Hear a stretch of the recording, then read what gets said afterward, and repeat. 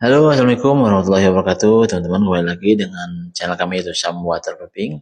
Channel yang khusus membahas tentang mengenai masalah bocor, baik pada dak, pada dinding, pada atap, kubah, dan lain-lain, serta bagaimana cara mengatasinya yang tepat dan benar. Nah, kali ini judulnya yaitu air menetes dari kubah masjid. 90% orang salah tangani. Nah, ini solusi profesionalnya. Itu judul yang akan kita bahas. Jadi air mulai menetes dari plafon masjid saat hujan deras, teman-teman. Jadi pengurus panik, langsung panggil tukang dan untuk tambal bagian yang terlihat bocor. Kelihatannya masalah selesai, tapi 2-3 bulan kemudian bocor lagi. Kenapa sih bisa begitu, teman-teman ya? Karena 90% orang salah menangani kubah masjid yang bocor. Masalahnya bukan di titik tetesan air, tapi sistem perlindungannya. Nah, berikutnya adalah kesalahan yang sering terjadi saat menangani kubah bocor. Alasan yang sering dilakukan yang pertama, tambal titik bocor saja, teman-teman ya. Air bisa masuk dari celah lain dan mengalir ke titik berbeda sebelum menetes. Nah, jika teman-teman menggunakan jasa kami bisa waterproofing ini nanti akan di waterproofing semuanya. Sebelum di waterproofing akan kami tambal yang bocor-bocor, yang retak-retak halus itu akan kami tambal menggunakan cairan khusus sehingga kubah tidak bocor gitu ya teman ya. Nah, yang kedua kesalahan yang sering dilakukan yaitu pakai semen biasa. Semen biasa kan tidak fleksibel ya teman-teman, saat panas dan hujan bergantian retakan muncul lagi karena ini kan keras ya sifatnya. Semen kalau udah keras kan nggak bisa goyang-goyang, nggak fleksibel jadi. Nah, ini bisa retak gitu ya. Nah, yang ketiga kesalahan yang sering dilakukan apa sih? Tidak periksa sambungan panel teman-teman ya. Pada kubah enamel atau galvalum, titik sambungan adalah area paling rawan. Nah, kalau dulu kan kubah beda ya teman-teman. Kalau dulu, mungkin sekarang ada beberapa yang menggunakan metode seperti tahun-tahun yang lalu. Akan tapi sudah jarang sekali karena mungkin terlalu lama, apa mungkin biayanya terlalu mahal, ya gitu ya. Pengerjaan terlalu lama yang jelas. Dan untuk yang sekarang biasanya orangnya sukanya instan, dalam artian karena mungkin menghemat biaya atau anggaran, yang kedua biar cepat selesai dan cepat bisa digunakan. Nah, kalau yang sekarang dengan yang model GRC atau GAP itu kan dicetak di bawah ya teman-teman ya. Jadi begitu dinaikin ke atas itu udah jadi, tinggal dibaut-baut dan direngketkan gitu ya. Di satu-satu, ditempel satu-satu. Nah, itu yang bisa membuat keretakan dan air bisa melalui itu teman-teman ya, karena air kan bisa cair ya, pasti bisa melalui sambungan sekecil apapun. Nah, itu dia teman-teman ya, beda dengan kubah dulu kan langsung satu bundaran tuh nggak ada sambungan-sambungan gitu teman-teman ya. Bedanya kubah zaman dulu dengan kubah sekarang, dan kekuatannya pun sangat beda. Kalau dulu kan besinya gede-gede ya, yang muter-muter di kubah itu besinya sangat-sangat besar, jadi sangat kuat sekali. Mau di atas kubah buat injek-injek lari-lari kan nggak ada masalah.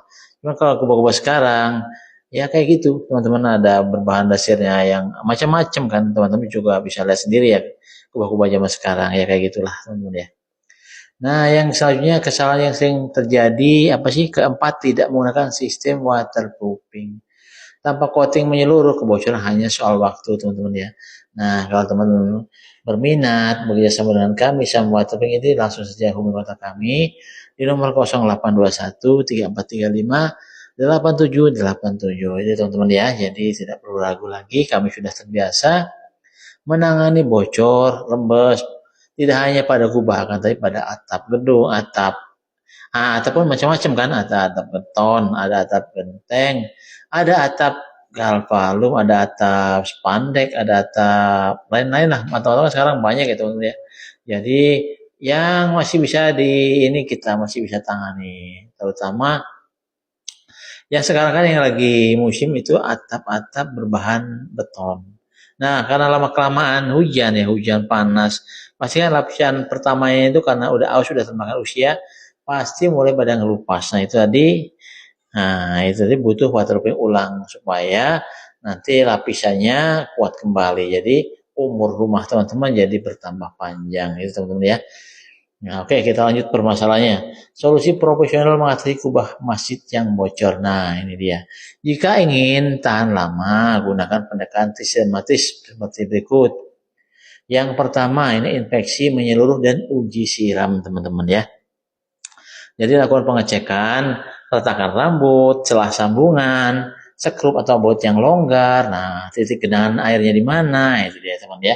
Infeksi menyeluruh pokoknya, mungkin ada sumbatan yang saluran pembuangan yang tersumbat, bisa jadi ada retakan yang udah parah gitu ya, ada celah sambungan yang bisa kemasukan air, atau sekrup atau bautnya yang sudah longgar. Ini perlu diganti lagi karena biasanya karet sealnya yang udah keras dan karena masalah umur gitu ya teman ya. Ada titik genangan enggak? Nanti ada kalau titik genangan kita bikinkan namanya tali air atau bisa dibilang apa ya, sungai kecil di atas itu antara lebarnya antara 4 cm dan kedalaman menyesuaikan gitu ya. Kalau ada dalam kadang-kadang ya nggak dalam gitu ya teman ya. Antara 1 sampai 2 cm sebenarnya untuk kedalaman.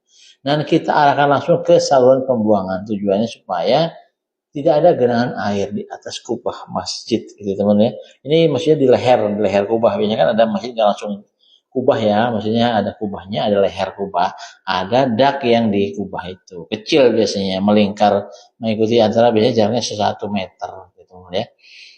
Baik. Nah, yang kedua apa sih solusi profesional yang kedua ini perbaikan retak dengan sealant elastis. Nah, gunakan bahan poliuretan atau sealant elastomerik yang fleksibel dan tahan cuaca ekstrim. Nah, hindari semen konvensional. Nah, saran kami di sini cukup teman-teman menggunakan aspal emulsion atau aspal cair ya. Jadi aspal ini kan bersifatnya berbahan dasarnya cair ya, aspal gitu ya. Nah, ini jika disiramkan pasti akan mengisi celah-celah yang tadi, yang retak rambut maupun retak basah ini akan keisi dengan cairan aspal yang pasti. Nah, ini dia kelebihannya aspal. Nah, berbahan basis cair jadi bisa meresap ke dalam pori-pori kubah beton, kubah GRC dan lain-lain. Itu teman-teman ya. Nah, 3 solusinya apa? Solusinya 3 aplikasi waterproof full system teman-teman. Lapisan elastomerik coating diaplikasikan ke seluruh permukaan kubah, bukan hanya titik bocor. Keunggulannya apa? Fleksibel, mengikuti pergerakan material. Yang kedua, tahan panas dan hujan ekstrim. Yang ketiga, menutup retak mikro. Dan yang keempat, lebih awet bertahun-tahun. Itu kelebihannya teman-teman ya. Nah, sama kalau teman menggunakan aspal ini akan fleksibel mengikuti pergerakan dari kubah tersebut. Kan ada namanya kubah ya, pasti ada namanya bangunan, pada bencana alam, bisa keras, ada macam-macam lah penyebabnya sehingga kubah itu bergetar atau bergeser. Nah, ini perlunya bahan yang elastis gitu ya, mengikuti kemanapun kubah itu bergerak. Gitu teman-teman ya. Yang keempat, quality control dan uji ketahanan. Nah, ini dia setelah aplikasi, lakukan tes genangan atau siram ulang untuk memastikan kubah benar-benar kedap. Nah, ini penting sekali teman-teman ya. Nah, nanti kalau teman-teman menggunakan jasa kami, Syam Waterproofing, nah ini pasti nanti ada tesnya teman-teman, tidak perlu khawatir. Selain ada tes, pasti nanti ada garansi juga. Jika ada permasalahan mengenai masalah bocor dan lain-lain, langsung saja teman-teman bisa hubungi kontak kami. Di nomornya berapa ya? Nomornya 0821 3435 8787. Itu ya teman-teman ya. Jadi tidak perlu ragu lagi, langsung saja hubungi kontak kami yang tadi. Langsung kita kalau jadwalkan ada mau berkenan survei boleh, kita survei. Kalau perlu kan biasanya hanya ini aja sih. Video area dan fotonya saya sudah cukup sebenarnya. Karena biasanya yang bocor itu aja sih. Ya kayak gitulah masalahnya, kami kan udah berpengalaman puluhan tahun ya. Jadi tahu istilahnya medan, tidak perlu ditanyakan pun nanti kami akan kerjakan, intinya tidak bocor lagi itu kan ya. Nah, kesimpulannya apa?